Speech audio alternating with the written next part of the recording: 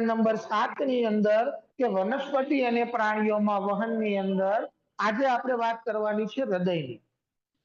તો હૃદય વિશે આપણે એવું કહી શકાય કે હૃદય જે છે એ સતત હૃદય એ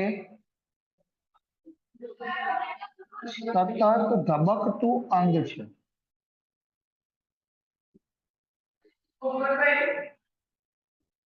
હૃદય જે છે એ સતત ધબકતું અંગ છે.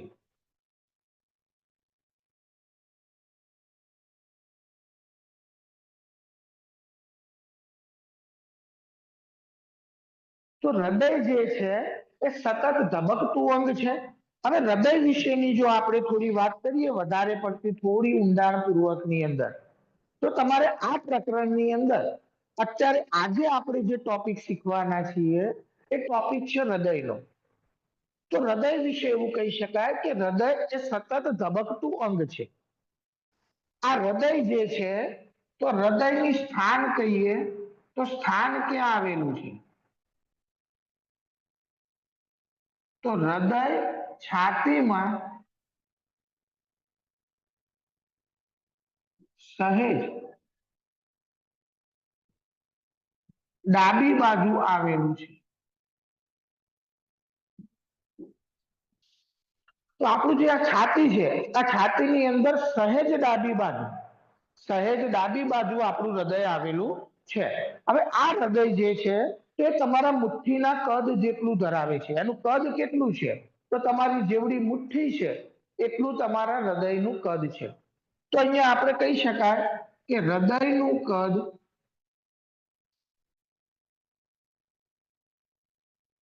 માનવીની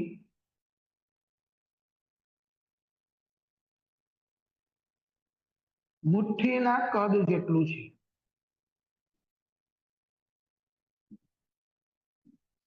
જેટલી માનવીની મુઠ્ઠી છે એટલું હૃદયનું કદ છે. દરેક વ્યક્તિની અંદર બાળક નાનું હશે તો એનું હૃદય પણ નાનું હશે, બાળક મોટું હશે તો એનું હૃદય પણ મોટું હશે. જેટલું એનું મુઠ્ઠીનું કદ છે એટલું એનું હૃદય છે. હવે આપણને એવું થાય કે હૃદય સાહેબ વાસ્તવિકતામાં દેખાય કેવું? તો હૃદય આપણને કેવું દેખાય? તો આપણે એક આકૃતિ દ્વારા એને સમજીએ.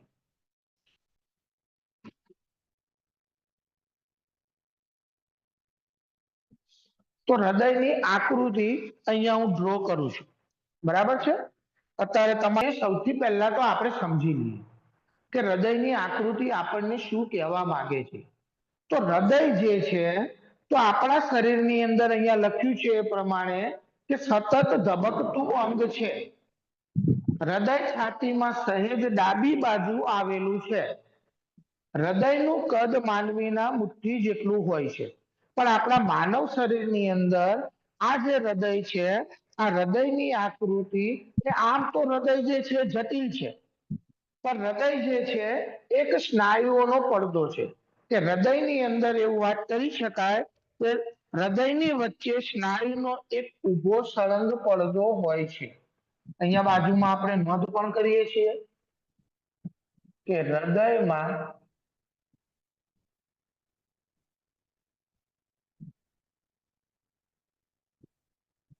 સ્નાયુનો ઊભો એક સળંગ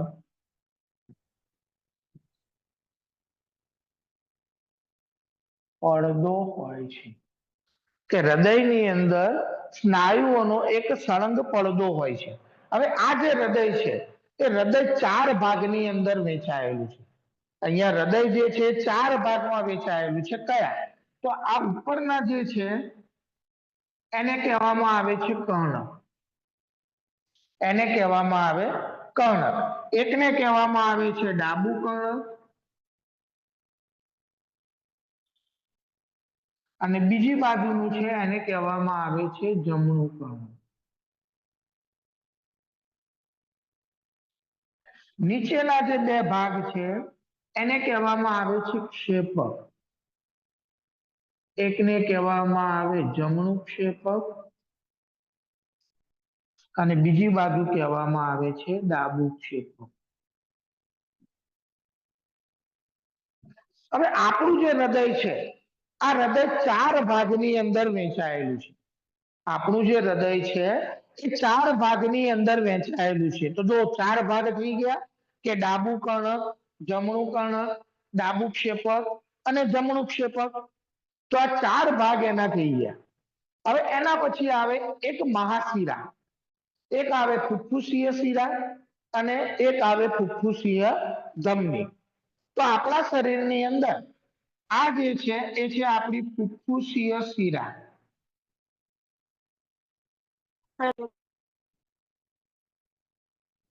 અને આ છે આપણી ફુફ્ફુસીય ધમની.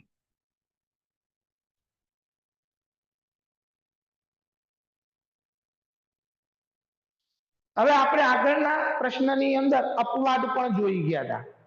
હવે સૌથી પહેલું હૃદયની અંદર હૃદય કાર્ય કેવી રીતે કરે? તો હૃદય જે છે એ સૌથી પહેલું તો આપણા શરીરની અંદર આપણે શ્વસનની ક્રિયા દરમિયાન એટલે કે શ્વાસોશ્વાસની ક્રિયા દરમિયાન જે ઓક્સિજન વાયુ શરીરની અંદર લઈએ છીએ એ ઓક્સિજન વાયુ આપણા ફેફસામાં પહોંચે છે અને ફેફસામાંથી આ ઓક્સિજન રુધિરમાં ભળે છે. ફેફસામાંથી ઓક્સિજન ક્યાં ભળે છે? તો રુધિરની અંદર ભળે. હવે રુધિરની અંદર જે શુદ્ધ રુધિર છે ફુફ્ફુસીય શિરા દ્વારા હૃદયના જમણા કર્ણકની અંદર પહોંચે છે. ક્યાં પહોંચે છે? જમણા કર્ણકની અંદર. તે જ વખતે શરીરમાં વપરાયેલું રુધિર શિરાઓ મારફતે ડાબા કર્ણકની અંદર પહોંચે છે. શુદ્ધ રુધિર ક્યાં આવશે? જમણા કર્ણકની અંદર. જ્યારે અશુદ્ધ રુધિર ક્યાં આવશે? તો ડાબા કર્ણકની અંદર. હવે જ્યારે ડાબા કર્ણકમાંથી રુધિર ડાબા ક્ષેપકમાં અને જમણા કર્ણકમાંથી જ્યારે જમણા ક્ષેપકમાં આવે ત્યારે હૃદય જે છે એક ધબકારો અનુભવે એટલે કે હૃદય ધબકે છે ધક ધક ધક કરીને. જ્યારે હૃદય ધબકે છે ત્યારે આ નીચેનો જે ભાગ છે એ દબાય છે એટલે કે સંકોચન પામે છે. જેના કારણે સંકોચન પામવાના કારણે શુદ્ધ રુધિર જે જમણા ક્ષેપકમાં હતું એ ધમનીઓ દ્વારા જે જમણા ક્ષેપકમાં હતું એ ધમની દ્વારા શરીરના વિવિધ ભાગો સુધી પહોંચે છે અને શરીરના વિવિધ ભાગોમાંથી જે અશુદ્ધ રુધિર ડાબા કર્ણકમાં થઈ અને ડાબા ક્ષેપકમાં આવ્યું હતું તે ડાબા ક્ષેપકમાંનું રુધિર ફુફ્ફુસીય ધમની મારફતે ફેફસાની અંદર પહોંચે છે શુદ્ધ થવા માટે. ક્યાં પહોંચે છે? ફેફસાની અંદર શુદ્ધ થવા માટે પહોંચે છે અને એ રુધિર વળી પાછું ફેફસામાં શુદ્ધ થઈ અને વળી પાછું હૃદયની અંદર આવે છે. હવે એના કેટલાક મુદ્દાઓ છે. પહેલા એ મુદ્દાઓની આપણે નોંધ કરીએ અને સાથે સાથે આપણે એને પહેલા સમજતા જઈએ. તો અહીંયા હું પહેલા મુદ્દા લખું છું. ધ્યાન અહીંયા રાખવાનું છે કે ડાબા અને જમણા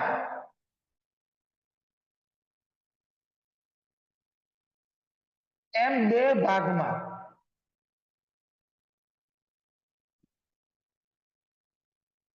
હૃદય વહેંચાયેલું છે. જમણા અને ડાબા. અહીંયા તમે જુઓ તો એક ભાગ છે ડાબો અને બીજો ભાગ છે જમણો. બે ભાગની અંદર રુધિર વહેંચાયેલું છે પણ બંને ભાગનું રુધિર ભેગું ન થાય એટલે વચમાં એક સ્નાયુઓનો પડદો પણ આવેલો છે. બરાબર? અહીંયા લખીએ આ બંને ભાગમાં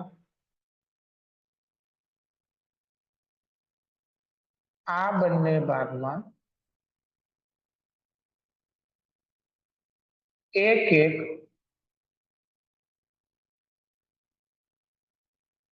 સ્નાયુઓનો પડદો આવેલો છે.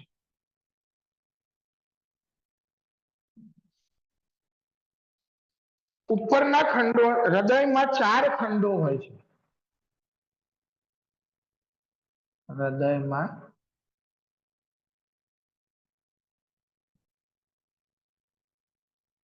ચાર ખંડો હોય છે. ઉપરના ખંડોને કર્ણકો, ઉપરના ખંડોને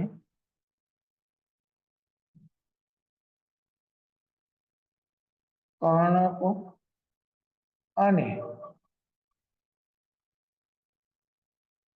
નીચેના ખંડોને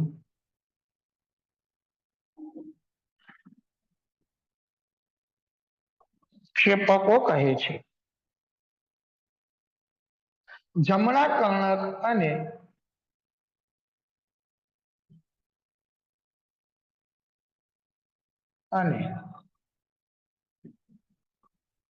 જમણા ક્ષેપકની વચ્ચે ક્ષેપક તરફ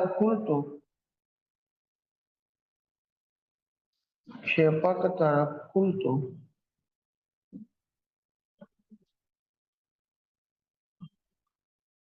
વાલ્વ હોય છે. ડાબા કર્ણક અને ડાબા ક્ષેપકની વચ્ચે ડાબા કર્ણક અને ડાબા ક્ષેપકની વચ્ચે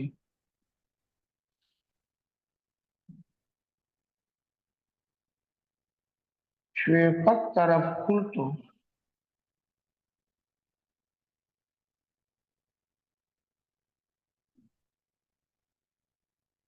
વાલ્વ હોય છે.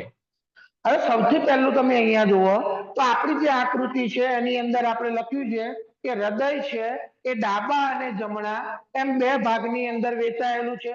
એક ભાગ છે ડાબો, બીજો ભાગ છે જમણો. આ બંને ભાગમાં એક એક સ્નાયુઓનો પડદો આવેલો છે.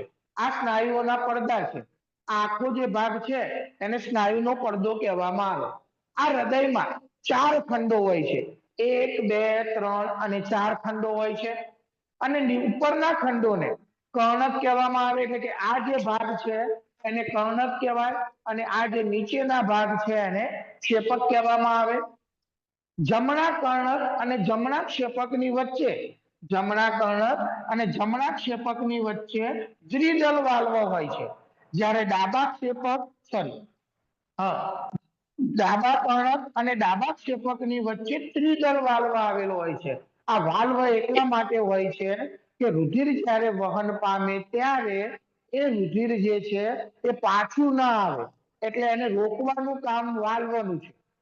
હવે હૃદયનું કાર્ય કેવું છે તો આપણે એના કાર્ય તરફ થોડી નોંધ કરીએ. પહેલા કાર્ય તરફની નોંધ કરીએ અને એને જોઈએ.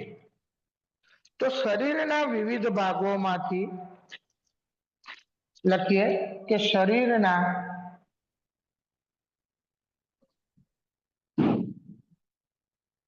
વિવિધ ભાગોમાંથી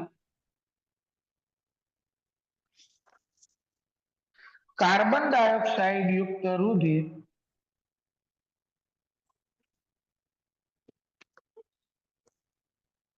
કાર્બન ડાયોક્સાઇડ યુક્ત રુધિર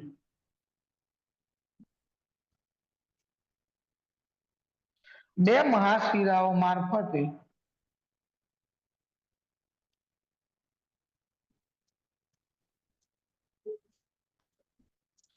જમણા કર્ણકમાં આવે છે.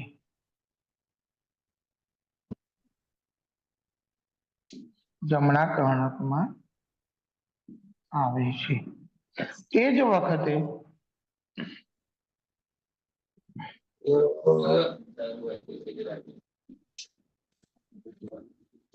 ફેફસામાંથી આવતું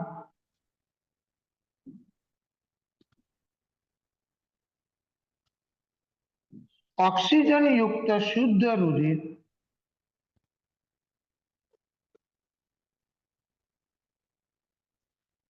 ફુફ્ફુસીય શિરાઓ મારફતે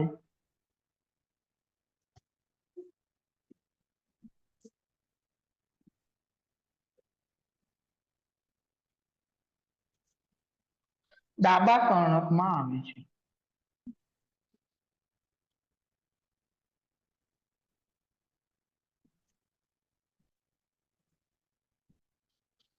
હવે કર્ણકોનું સંકોચન થતા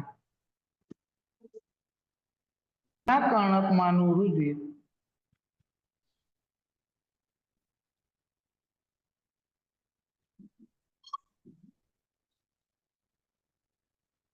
જમણા ક્ષેપકમાં આવે છે.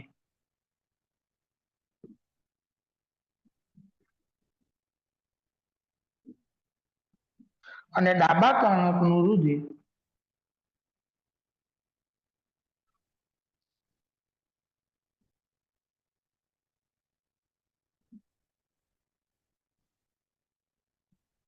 ડાબા ક્ષેપકમાં આવે છે.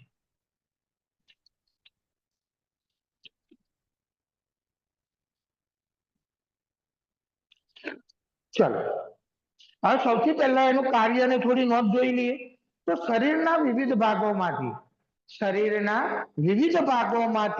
કાર્બન ડાયોક્સાઇડ યુક્ત રુધિર મહાશિરાઓ મારફતે, કારણ કે આપણે આગળના લેક્ચરની અંદર પણ જોયું હતું કે અશુદ્ધ રુધિર જે છે એ શિરાઓ દ્વારા શરીરના વિવિધ ભાગોમાંથી ક્યાં આવે છે? તો હૃદયની અંદર આવે છે. તો શરીરના વિવિધ ભાગોમાંથી કાર્બન ડાયોક્સાઇડ યુક્ત રુધિર બે મહાશિરાઓ મારફતે સૌથી પહેલું ક્યાં આવશે? તો જમણા કર્ણકની અંદર આવશે. તે જ વખતે ફેફસામાંથી આવતું ઓક્સિજન યુક્ત શુદ્ધ રુધિર ફુફ્ફુસીય શિરાઓ મારફતે ડાબા કર્ણકમાં આવે છે.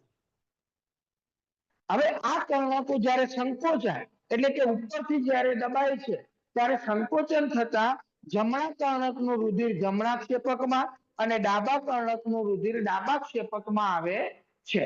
બરાબર? હવે આપણે થોડી આગળ એક નોંધ કરી લઈએ. જોઈ લઈએ આપણે કે ક્ષેપકોનું સંકોચન થતા, તો જોઈએ કે ક્ષેપકોનું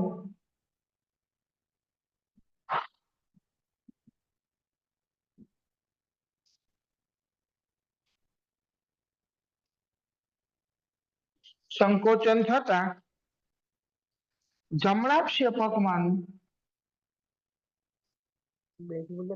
તો નવો મુદ્દો એક જોઈએ કે ક્ષેપકોનું સંકોચન થતા જમણા ક્ષેપકમાંનું કાર્બન ડાયોક્સાઇડ યુક્ત રુધિર ફુફ્ફુસીય ધમની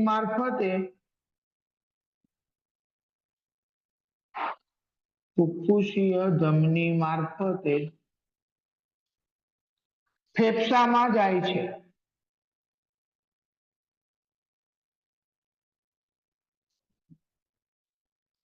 અને ડાબા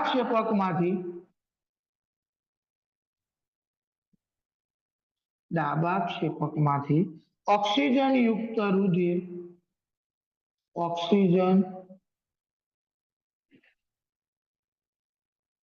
રુધિર મહાધમની મારફતે શરીરના વિવિધ ભાગોમાં જાય છે.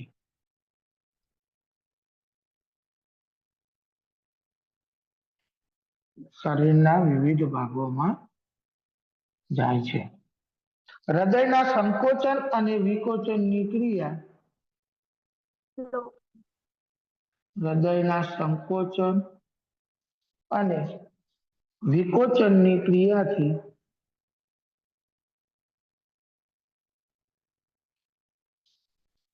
રુધિરના વહનની ક્રિયા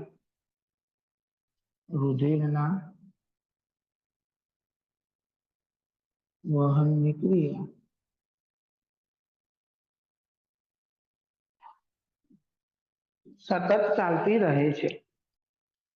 તો અહીંયા આપણે જોયું કે લાસ્ટ ટોપિક આપણે જોયો કે જ્યારે આ ક્ષેપકો, ફરીથી અહીંયાથી સ્ટાર્ટ કરીએ એટલે આખો મુદ્દો તમને ખ્યાલ આવી જશે કે શરીરના વિવિધ ભાગોમાંથી કાર્બન ડાયોક્સાઇડ યુક્ત રુધિર બે મહાશિરાઓ મારફતે જમણા કર્ણકની અંદર આવે છે.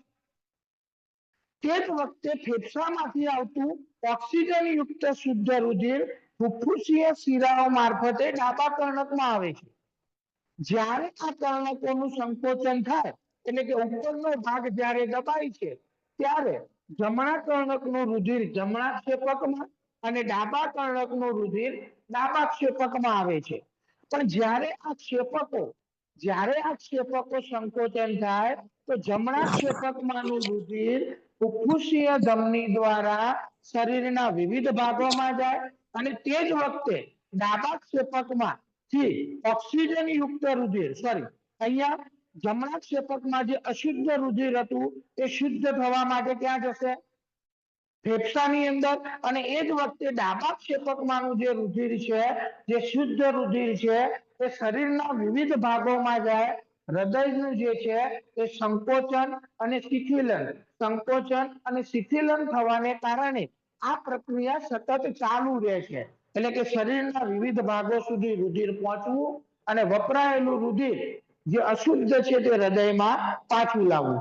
1 મિનિટની અંદર સામાન્ય પરિસ્થિતિની અંદર જે સ્વસ્થ વ્યક્તિ હોય તો એની અંદર હૃદયના ધબકારા 72 થી 80 હોય છે. આ 72 હોય, 72 થી 75, 80 સુધીના હોઈ શકે. એટલે કે આપણું હૃદય 1 મિનિટની અંદર 72 થી 75 વખત ધબકે છે. એટલે કે 72 થી 75 વખત તમારા હૃદયમાંથી રુધિર શરીરના વિવિધ ભાગો તરફ જાય છે. બરાબર?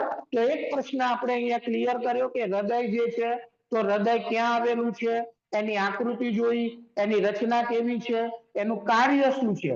આ પ્રશ્નને તમારી નોટબુકની અંદર લખી દો. સૌથી પહેલા તો આ પ્રશ્નનો સ્ક્રીનશોટ લઈ લેજો. બહુ મોસ્ટ આઈએમપી પ્રશ્ન છે. અને પછી આને તમારી નોટબુકની અંદર લખી દો.